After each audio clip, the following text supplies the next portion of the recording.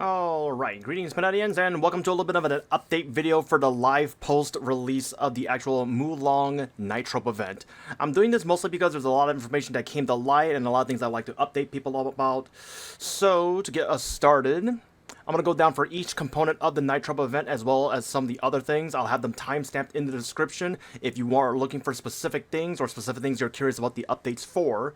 So, with that being said, first and foremost, the festival decorations. I've been been informed that the additional sort of energy and fragments in Grandis is specific for the Grandis dailies, like the kills and whatnot, not for the Erda request. I've since updated my Excel sheet for the calculator video that I have actually had. It's been noted on the third box from now on. So, for those who are going to be considering doing this and don't really care for farming or whatnot, or are willing to sacrifice some other components of the event, you might want to consider actually adding this, because at level 3s and 4, you can get fragments from the Grandis dailies. I'm going to be modifying my own build for my own self. I'm not going to change the one on the Excel sheet to avoid confusing people, but I've noted in the description as well as the additional update box that I've added to the Excel sheet. So please be sure to read that and actually make an informed decision on your own time for that one. And other than that, there's nothing else too big or important to update you guys about the Night Troupe designer rank. As for the mysterious decoction, however you pronounce that, there's been some good information that I'd like to update you guys about, specifically about the fact that the recipes can be accessed in the event UI by clicking the exclamation, the question mark, and then going to the second dialog option, which is tell me more about combining medicines. This one essentially is going to be showing you what exactly they do, the descriptions of the actual fruit, which actually tell you what they do anyway, so ignore these for the time being. But, as an example, for the common ingredients, like 1, 2, 3, 4, and 5, these will be usable up to 10 total per potion that you craft. And each slot can only hold up to 5, so 2 slots will have to be something that you want to max out. So for example, once again, the Jujube fruit increases attack and magic attack.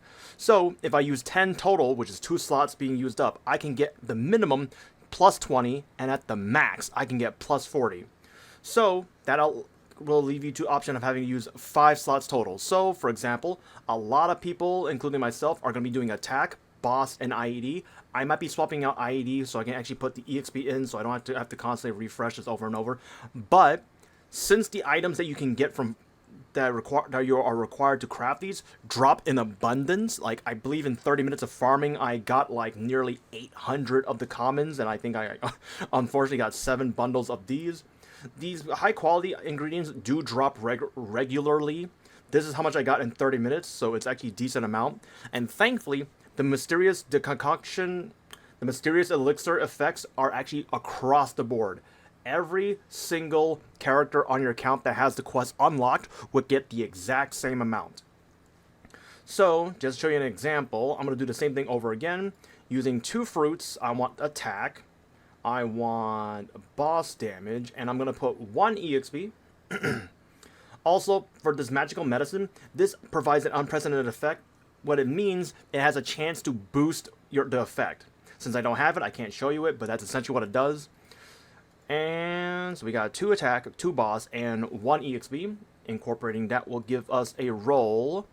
The previous one I had was 30. I got the same 30.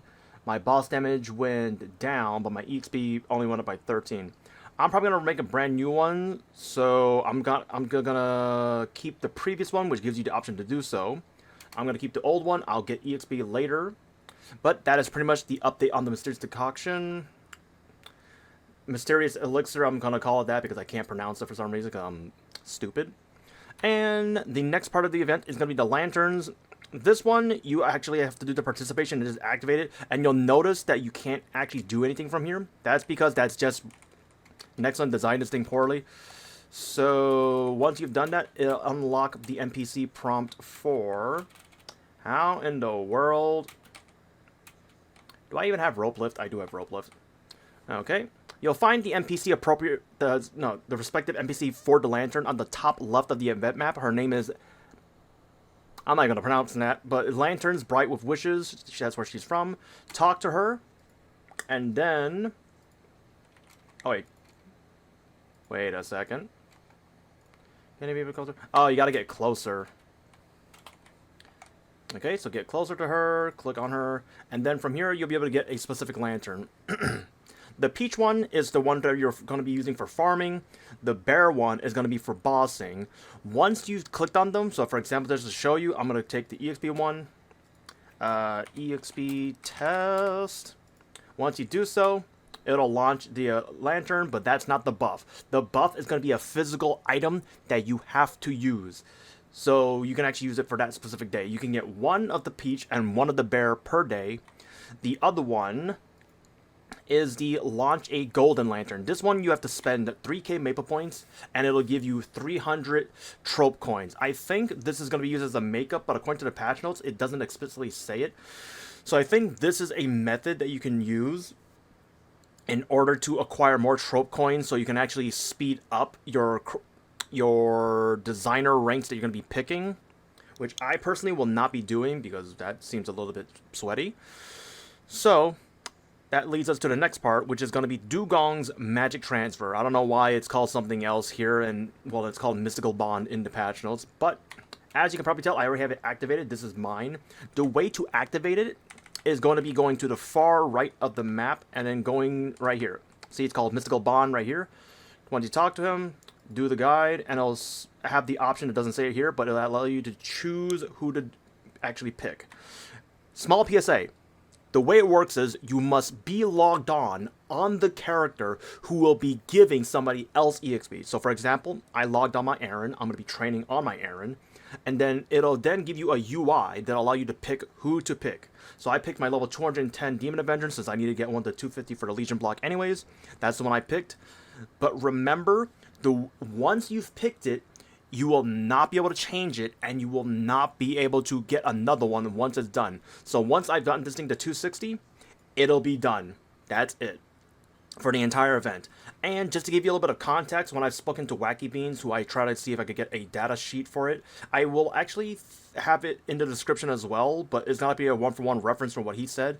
But in a simple little bit of context, somebody training in Altaria for 5 hours should be able to get a character from level 200 to 260 in one go. And then the next part of the event... Oh, actually, that's the last part of the Night Troupe events. But the one I'm going to talk about is going to be the champion burning. This one, I'm going to note a bug. When you actually, for example, I'm in Chronos, I assigned my Aaron as the leader.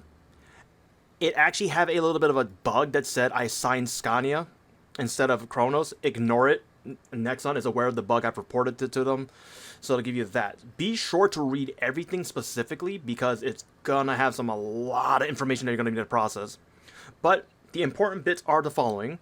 Every week, you will be required to kill 2,000 mobs on the leader. And for each 2,000, you get 2,500 coins. All three of these characters will have their own individual check-ins.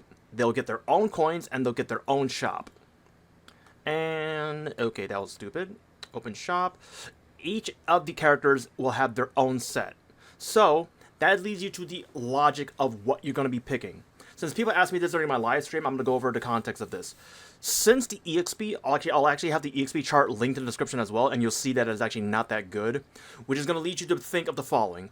1, do you more so want the EXP from the champion burning, which is not a lot, for specific purposes or specific reasons that you're going to be working on specific characters? Or do you want to have them set as followers so you can get the specific items from the shop to help progress them in terms of gear and not for levels specifically? Like, for example, if you assign somebody who's 270, if my memory serves me right, you will only have enough tickets by the end of the event, which is going to be October 21st, to only get the 270 one level, assuming you don't do any dailies on it. So that could be your goal. You just want that extra level, or you want specific items. For example, you get black flames, you get rainbow flames, and I highly recommend that everyone budgets, because if I remember correctly, we only get 10 weeks. Hold on, let me check real quick. 1, 2, 3, 4, 5, 6, 7, 8. Yeah, we get 8 weeks, unless I count it incorrectly. The official number will be on the patch notes. I'll leave it down in the description as well. So be sure to budget appropriately for what you want. pre-plan everything. And like with the Mystical Bond one, you cannot change out of these 3. Once the 3 have been set, you cannot pick anybody else. You can, at the very least, every week on the weekly reset, switch out who's the leader. But I know that the patch notes did not say this specifically. You will not, on the patch notes for this time around, you will not lose any of your coins. But I personally don't trust Nexon. So if you're going to trade, switch which person is the leader and which one's the follower, be sure to use up all the coins. Just use them all. I don't trust Nexon because the first time we got a Legion champion, champion burning, the coins would be deleted when you swap them. So be sure to pick who you want for those specific reasons. Let's see. Oh, and another thing. Where are you? Path of Sagehood. Yeah, Path of Sagehood. There was no tab for it, but for the logic of this specific part, if you know you're going to be training a lot, sorry, be sure to pick the Sagehood one, which is the top option, which will give you EXP activations per activation. I recommend that you only activate it during runes so you can get a boosted effect, because the potion's effect will last like a full minute from the activation. And the reason being is because, oh, Pepino, you can get exponentially more fragments every single day from the fragment activation. That is true. But think about it this way. If you know you're going to be training more, in a WAP, in Reboot, for my average, I get anywhere from 25 to 40 per WAP. So, not only am I farming already, I'm getting those fragments with the EXP, and that's because I farm a lot. If I didn't farm a lot, I will be only doing enough activations, enough kills to get all the activations for the fragment one, which is the bottom ticket option, which will give you, at the start at junior rank, 10 fragments per day for all 5 of the activations combined. So it's not 10 for each, it's 10 total. So that means you'll get more benefit out of that one rather than actual training. So that's the logic. If you know you're going to be training more, top option. If you're going to be training less and just doing dailies, bottom option. Because the bottom option can be completed with approximately 5,000 mobs. And the elite mob that spawns is actually, I'm being told, is weaker than an elite boss. So that's a little bit of context for that one. So be sure to have your burst ready for that one. Other than that, I do not believe there's any other component of the event that I need to cover specifically. Hold up, let me check my notes real quick.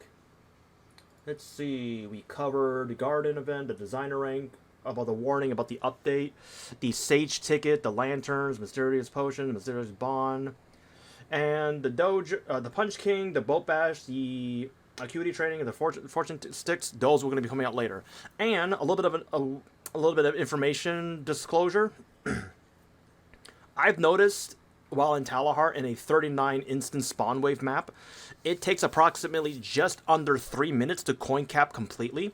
So if there's anyone else who is as crazy as I am more than likely, for the Acuity training and the mysterious fortune sticks, I am going to be doing dailies, coin capping on several mules, just so I can get more rewards.